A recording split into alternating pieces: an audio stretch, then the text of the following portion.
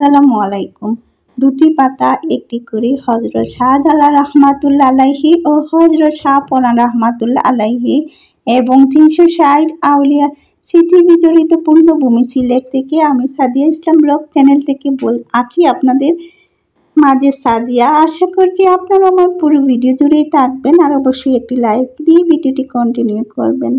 Video শুরুতে দেখতে পেলেন আমি সব কিছু মশলাপাতি দিয়ে মাংসটা প্রেশার কুকারে সেদ্ধ করে নিয়েছি। আর এটা ছিল গরুর মাংস, একটু ছোটো ছোটো করে কেটে সব মশলা দিয়ে কিন্তু কষিয়ে নিয়েছি। তো প্রেশার কুকারে খুব তাড়াতাড়িতেই সেদ্ধ হয়ে যায়। আর এদিকে একটি ডিম ভাজা করে নিচ্ছি, শুধু অল্প একটু লবণ দিয়ে তেলের মধ্যে, তারপরে এভাবে ছোটো ছোটো টুকরো টুকরো করে নেব।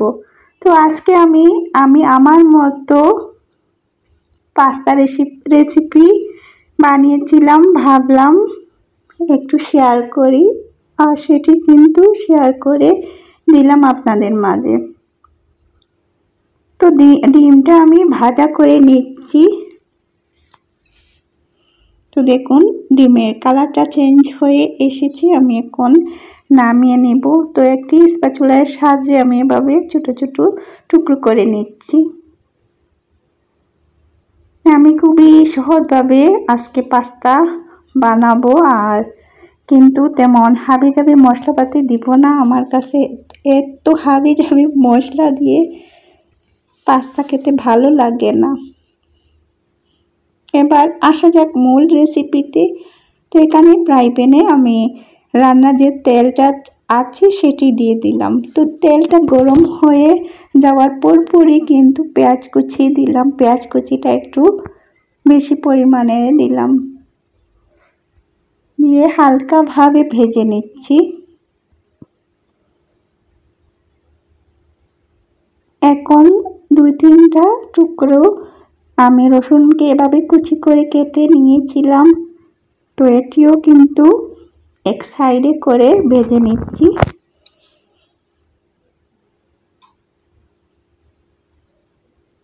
তো এই পর্যায়ে কিন্তু আমার চুলার আঁচটা একটু বেশি ছিল, তো আবার আস্তে আস্তে কমিয়ে নেব।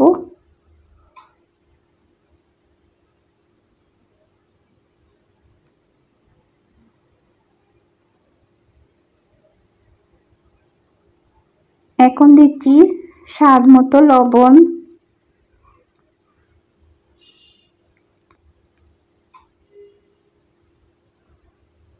কাঁচামরিচ ফালি।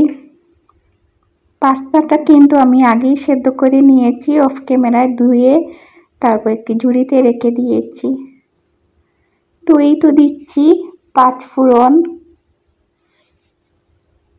সামান্য পরিমাণ মরিচের গুঁড়া, হলুদ গুঁড়া, যেহেতু আমি গরুর মাংস দিয়ে রান্না করব তাই এখানে একটু জিরা দিচ্ছি, আর কারি পাউডারটা যেটা পাওয়া যায় রেডিমেড সেটা অল্প পরিমাণে দিয়ে দিলাম। আর যেহেতু আমি মাংস সেদ্ধর সময় সব মশলাপাতি দিয়েই কিন্তু মাংসটা সেদ্ধ করে নিয়েছি, তাই এখানে আর অন্য কিছু দিলাম না। তো এবার আমার সেদ্ধ করা মাংসটা দিয়ে দিচ্ছি, গরু মাংস।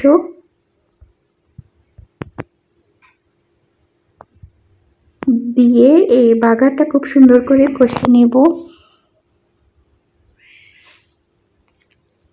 আপনারা এই পর্যায়ে যারা দেখতে দেখতে চলে এসেছেন অথচ একটি লাইক দিতে ভুলে গিয়েছেন, প্লিজ একটি লাইক দিয়ে দিবেন, কেননা আপনাদের একটি লাইক আমার এই ভিডিওটি অন্য 10 জনের সামনে নিয়ে শো করবে। আর চাইলেই অন্য 10 জন আমার এই ভিডিওটিতে ক্লিক করে দেখে নিতে পারেন।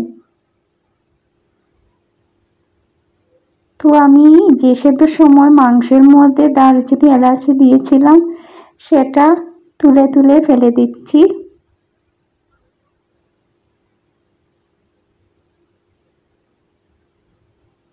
দেখুন মশলাটার সাথে আমি এই মাংসটি খুব সুন্দর করে মিলিয়ে নিয়েছি। এখন সেদ্ধ করা পাস্তাটা দিয়ে দিচ্ছি, দিয়ে এই মাংসের সাথে খুব ভালো করে মিলিয়ে নেব।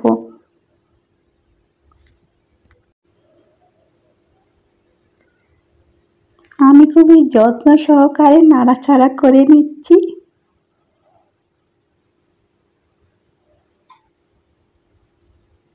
যে কোনো রান্নায় যত্ন সহকারে এবং মনের মাধুরী মিশিয়ে রান্না করলে সেটা অনেক গুণ টেস্টি হয়। তো এটা পরীক্ষিত। দেখুন আমি আপন মনে এই পাস্তাটা বানাচ্ছি আর নাড়াচাড়া করে নিচ্ছি। মনে হচ্ছে যে আমার আর অন্য কোনো কাজ নাই আর এই পাস্তা রান্না নিয়েই পড়ে থাকবো সারাদিন। নাড়াচাড়া দেখে তাই তো মনে হচ্ছে, তাই না?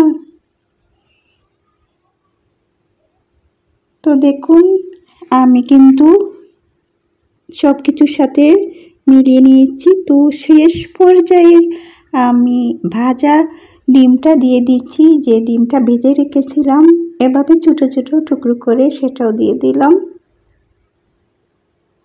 দিয়ে এই পাস্তার সাথে নাড়াচাড়া করে মিলিয়ে নিচ্ছি।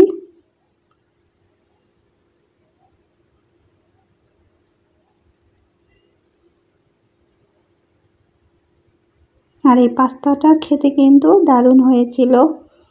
আপনারা চাইলে এর মধ্যে সস দিতে পারেন।